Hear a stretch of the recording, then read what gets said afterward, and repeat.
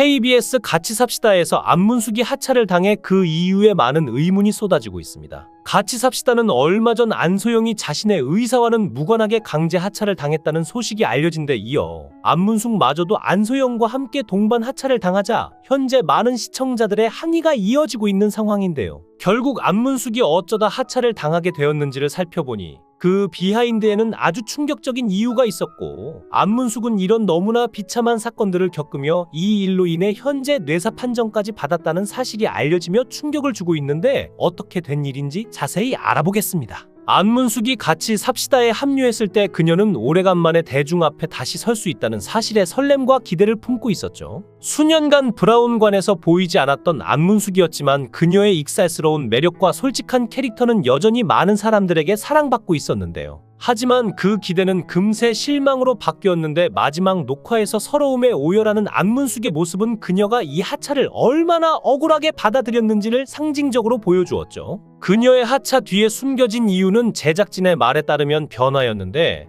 프로그램 PD는 기존의 토크쇼 형식이 시청자들에게 더 이상 신선함을 주지 못한다고 보고 매달 새로운 게스트들과 함께 2박 3일 동안 동거하는 리얼리티 프로그램으로 방향을 틀겠다는 것이었지만 이 결정은 많은 이들에게 의아함을 자아냈습니다. 리얼리티 예능이라면 차라리 안문숙처럼 몸을 사리지 않고 유쾌함을 더하는 캐릭터가 더욱 필요했고, 오히려 시청자들은 안문숙의 하차에 대해 강한 불만을 나타내며 기존 멤버들 특히 박원숙과 혜은이에 대한 피로감을 토로하고 있었죠. 박원숙은 프로그램의 중심축이었지만 그녀와 함께 출연해온 혜은이는 시청자들에게 점점 더 큰 반감을 사고 있었는데, 혜은이가 출연할 때마다 등장하는 시청자 반응은 참으로 냉혹했습니다. 70이 넘도록 주방일도 못하고 밥물도 못 맞추는 혜은이의 모습을 더 이상 보기 힘들다는 시청자들의 원성이 곳곳에서 터져나왔고, 제발 혜은이 좀 빼달라, 그녀의 멍한 모습을 보면 답답하다며 시청자들의 비판은 계속되었죠. 그럼에도 불구하고 혜은이는 여전히 프로그램에서 자리를 지키자 그 이유를 두고 사람들은 한 가지 가능성을 떠올렸는데 바로 박원숙의 힘이었습니다. 프로그램의 명칭조차도 박원숙의 같이 삽시다라고 불릴 정도로 그녀는 프로그램의 핵심 인물로 자리 잡고 있었고, 혜은이는 박원숙과 오랜 친구 사이로 알려져 있었는데 박원숙이 그녀를 지지하며 제작진에게 혜은이의 자리를 지켜주라고 요구했을 가능성도 배제할 수 없었죠. 억울하게 하차를 당한 안문숙이 1981년 미스 롯데에서 우승을 했다는 사실에 많은 사람들이 의아해하는데, 역대 미스 롯데는 써미경, 이문희, 차화연, 이미숙, 채시라, 이미연 등의 대단한 미인들이 뽑혔는데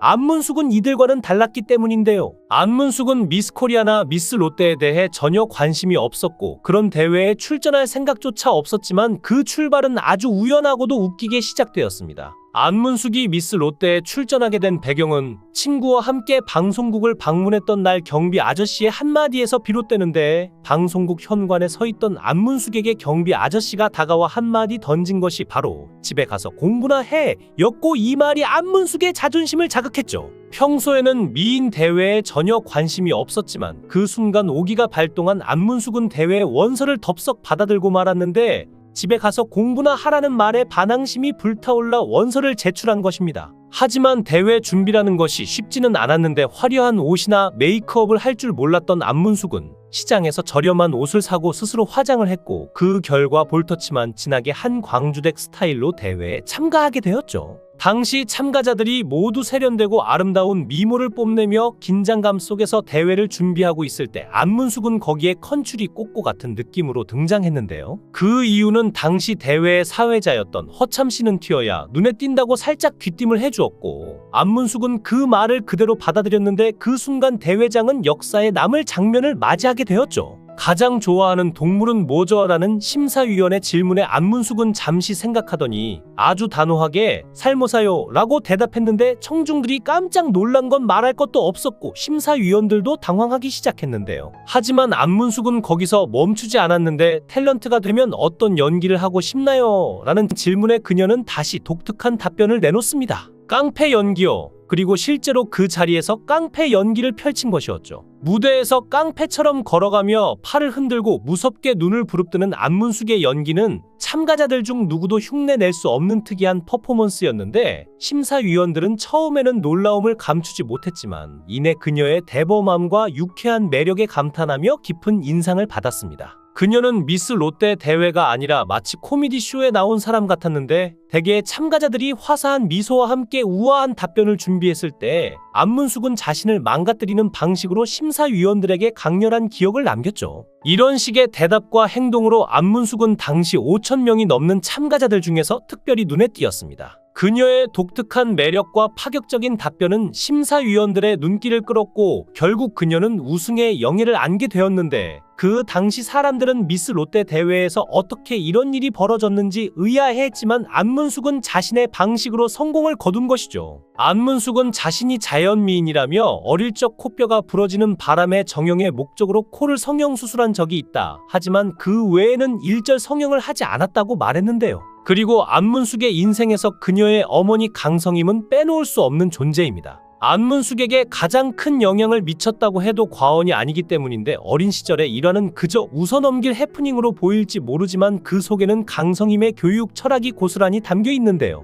구정 때 친구들과 자치기 놀이를 하다가 안문숙의 자가 남의 집 지붕에 올라간 사건은 평범한 소년 소녀라면 누구나 겪을 법한 일이었지만 그 자를 찾으려 지붕에 올랐던 그녀는 운 나쁘게도 지붕 위에 깔려있던 얇은 플라스틱을 밟아 발이 쑥 빠져버리고 말았죠. 그 순간 방 안에서는 제사를 지내고 있었는데 제사상 위에 차려진 조상님들의 음식 위로 그녀의 발이 떨어지면서 동네가 발칵 뒤집혔습니다. 그 집 아주머니는 얼굴이 새빨개지며 이런 망나니 같은 아이가 다 있나? 라고 외쳤고 안문숙을 앞세워 그날 즉시 어머니 강성임에게 따지러 갔죠. 어머니도 그 상황을 듣고는 회초리를 꺼내 들면서 그때 어머니가 정말 특이한 반응을 보이셨는데 어머니는 회초리를 들고는 갑자기 피식 웃기 시작한 것이었습니다. 어머니의 훈계는 단순한 매질로 끝나지 않았는데 어머니는 회초리질을 하면서도 특유의 긍정적이고 재치 있는 말씀을 남기셨죠. 남의 집 지붕 뚫어서 대통령 될래? 판사가 될래? 이렇게 돈을 바가지로 벌 가시네야라는 말이었는데 매를 맞으면서도 안문숙은 어머니의 말에 어이가 없었고 그 순간 모든 화가 사라지며 웃음이 터졌습니다.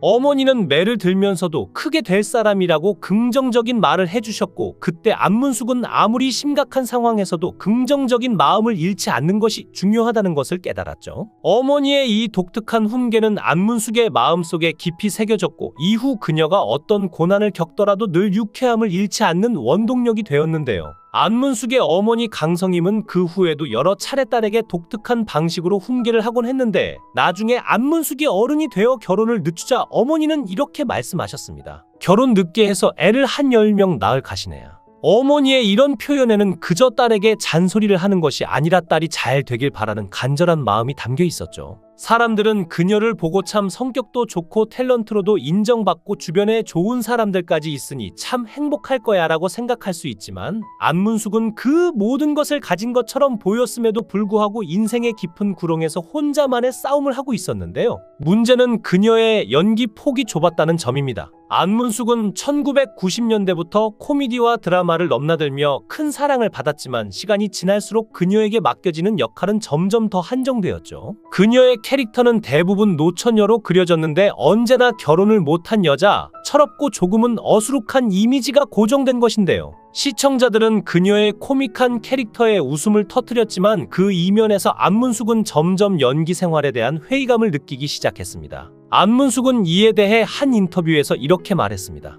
나는 늘 비슷한 캐릭터, 그러니까 노처녀 캐릭터를 연기하곤 했고 처음에는 이런 역할이 재미있었고 나에게 딱 맞는 것 같았어요. 사람들도 나를 보면 그런 역할을 기대했으니까요. 하지만 시간이 지날수록 그런 틀에 갇힌 기분이 들었어요. 연기의 폭이 너무 좁다는 걸 느꼈고 결국 그런 연기 경력에 회의를 느껴 영화 구세주 이후로 과감하게 잠수를 타기로 결심했습니다. 안문숙은 한동안 강인한 모습으로 살아가는 것처럼 보였지만 그런 겉모습 뒤에는 감출 수 없는 깊은 고독과 우울함이 자리 잡고 있었네요. 그러던 어느 날 인생을 송두리째 흔들어 놓는 청천벽력 같은 일이 일어났는데 우연히 받게 된 건강검진에서 안문숙은 상상조차 하지 못한 결과를 받게 되었는데요. 뇌에서 이상을 발견했다는 소식을 듣고 그 순간 얼어붙었는데 이후 정밀 검사를 받으며 불안과 두려움은 극에 달했고 결국 가장 듣고 싶지 않았던 말을 듣게 되었죠. 뇌사 판정. 당시 안문숙의 눈앞은 캄캄해졌고 시간은 멈춘 듯 흘러갔는데요. 그녀의 머릿속에서는 삶의 모든 순간들이 마치 영화 필름처럼 빠르게 지나가기 시작했는데 이제 끝인가 라는 생각이 들면서도 그녀는 자신을 다시 한번 바라보게 되었죠. 지난날의 선택들, 후회와 기쁨,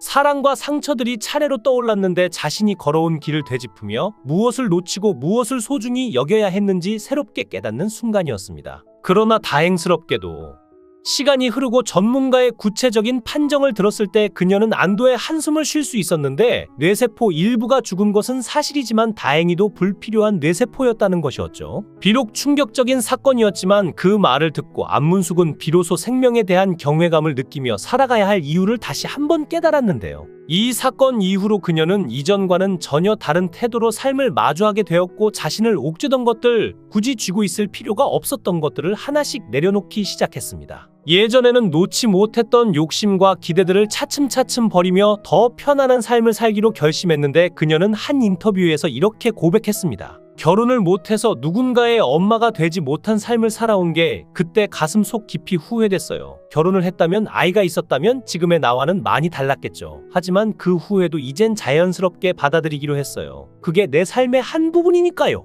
이제 안문숙은 후회와 아쉬움 대신 자신만의 길을 선택하며 스스로를 이해하는 과정에 들어섰는데 불필요한 짐들을 내려놓고 보다 가벼운 마음으로 세상을 바라보고 있습니다. 더 이상 타인의 기대나 세상의 잣대에 자신을 맞추려고 애쓰지 않기로 결심한 것이죠. 그녀는 뇌사라는 끔찍한 상황을 맞이했지만 그 속에서 오히려 자신을 다시 찾는 법을 배웠습니다. 모쪼록 안타까운 소식을 전한 안문숙이 너무 슬퍼하지 말기를 바라고 이런 방송계 갑질과 악습이 이제는 제발 사라지기를 바라며 그녀에게 여러분의 따뜻한 응원을 부탁드립니다. 영상을 끝까지 시청해 주시고 귀한 시간 내주셔서 대단히 감사합니다. 구독, 좋아요 꼭 부탁드립니다. 더 좋은 영상으로 보답하겠습니다. 거원행